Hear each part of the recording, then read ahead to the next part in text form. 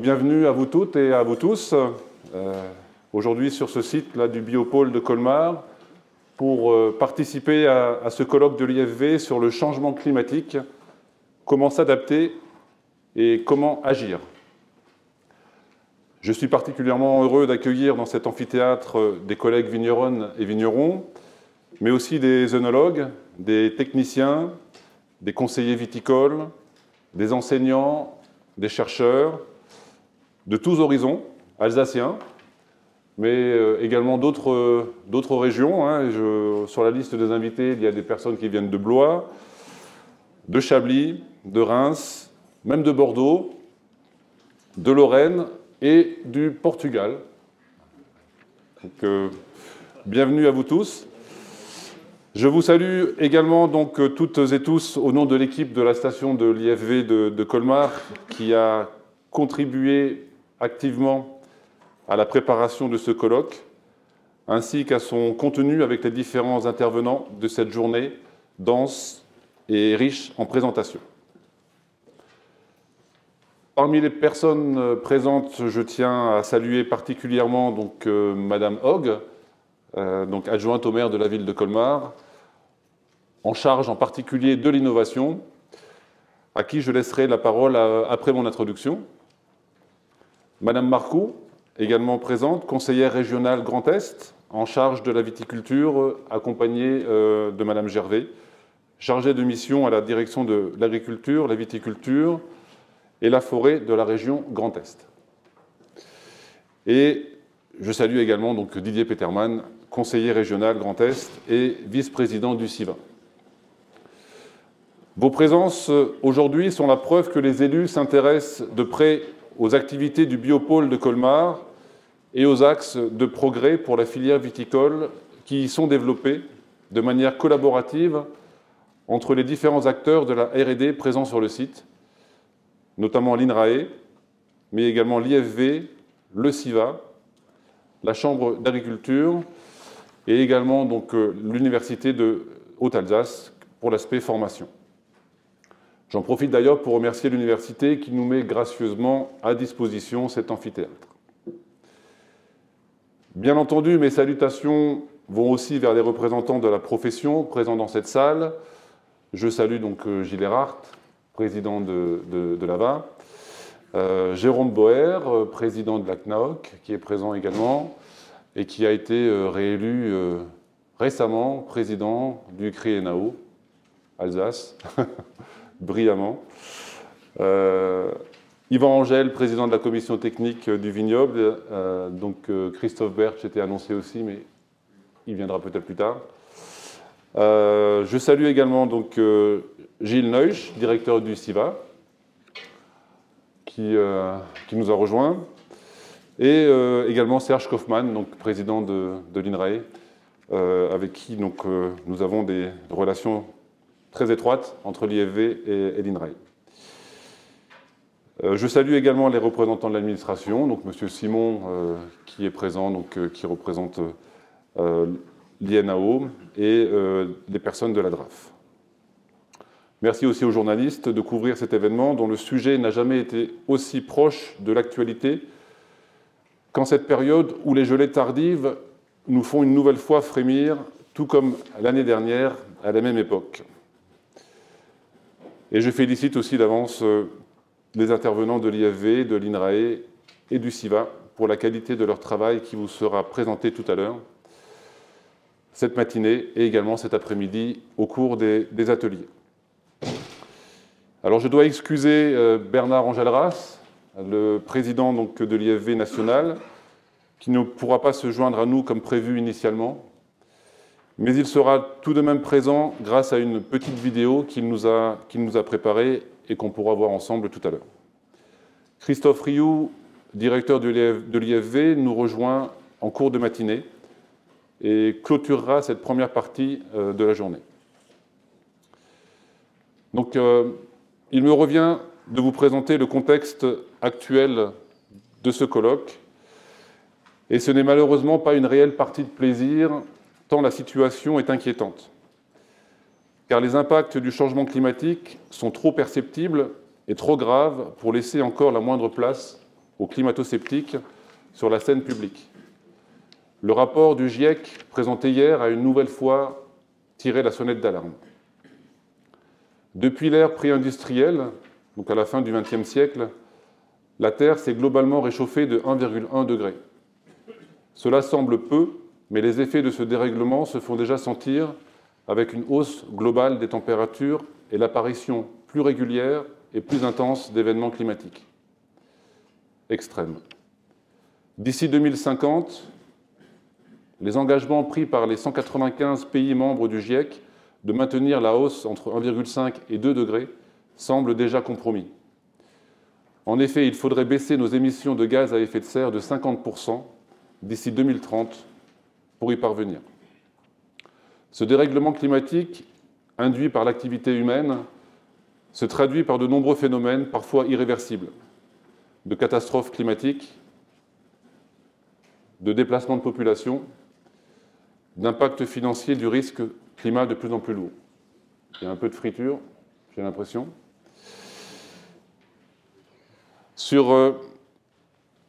Donc sur cette représentation, on le voit sur la période allant de 2000 à 2019, 6304 catastrophes naturelles ont été répertoriées dans le monde. Les inondations sont les événements majeurs dans ces catastrophes identifiées et leur occurrence a été multipliée par 2,3 en comparaison avec la période précédente allant de 1980 à 1999. Donc c'est ici. Arrivent ensuite les inondations,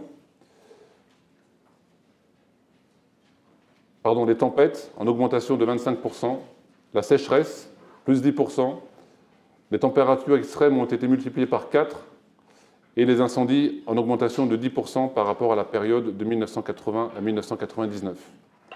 Cela représente en moyenne 315 catastrophes climatiques majeures par an sur les 20 dernières années dans le monde. Les pays les plus atteints sont les États-Unis, avec 457 catastrophes enregistrées durant la période des 20 dernières années. Vient ensuite la Chine, avec 424 catastrophes.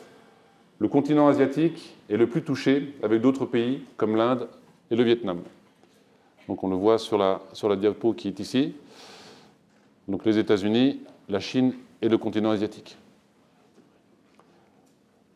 Mais l'Europe n'est pas en peine et la France occupe le premier rang des pays touchés avec 85 catastrophes climatiques recensées en 20 ans, suivies par la Roumanie, l'Italie, la Grande-Bretagne et l'Allemagne. Ce dérèglement climatique se traduit par un coût des catastrophes à supporter par nos économies qui ne cessent d'augmenter en parallèle avec leur intensité. L'accumulation des sinistres répertoriés ces 20 dernières années représente un coût de 2000 milliards de dollars pour la communauté mondiale. À titre d'exemple, en France, le bilan de l'épisode de gel d'avril 2021 s'évalue à 200 millions d'euros, soit 67% de la charge des sinistres climatiques enregistrés par Groupama en 2021. Et on l'a constaté ce week-end, l'année 2022 suit la même tendance, même s'il est encore trop tôt aujourd'hui pour mesurer l'impact des gelées de ces derniers jours. C'est dans ce contexte que le 2 mars, l'État français a défini les contours d'une loi d'orientation relative à une meilleure diffusion de l'assurance multirisque climatique en agriculture. L'objectif est de mieux couvrir les agriculteurs contre ces risques et aussi de conserver une souveraineté alimentaire en France. Mais apporter des compensations financières à la baisse de récolte ne résout pas les problèmes d'approvisionnement et les risques de pénurie alimentaire. Les assurances ne remplacent pas le blé qui manque pour faire du pain et le raisin pour faire du vin. Les cultures agricoles vont subir les conséquences de la hausse des températures et leur bassin de production va migrer également. La filière viticole n'est pas épargnée et c'est le sujet de la diapositive qui arrive. Le vignoble européen, jusqu'ici plutôt méditerranéen, va migrer vers des régions plus septentrionales. On le voit sur ces cartes. En 2050, le centre de gravité du vignoble européen va amener à se délocaliser vers le nord. Il se situera, si on le voit sur le schéma ici, presque au niveau de l'Alsace, et Colmar pourrait bien être le centre de gravité du vignoble européen d'ici 2050. Ça peut effectivement nous interroger. On le voit, la culture de la vigne va se développer dans des pays comme la Belgique, le nord de l'Allemagne et même la Pologne. Et à contrario, les vignobles du Sud pourraient être amenés à disparaître si rien n'est fait pour éviter cela. Mais tout reste à faire. Alors, le vignoble alsacien, on le voit sur ces graphiques, n'est pas en reste.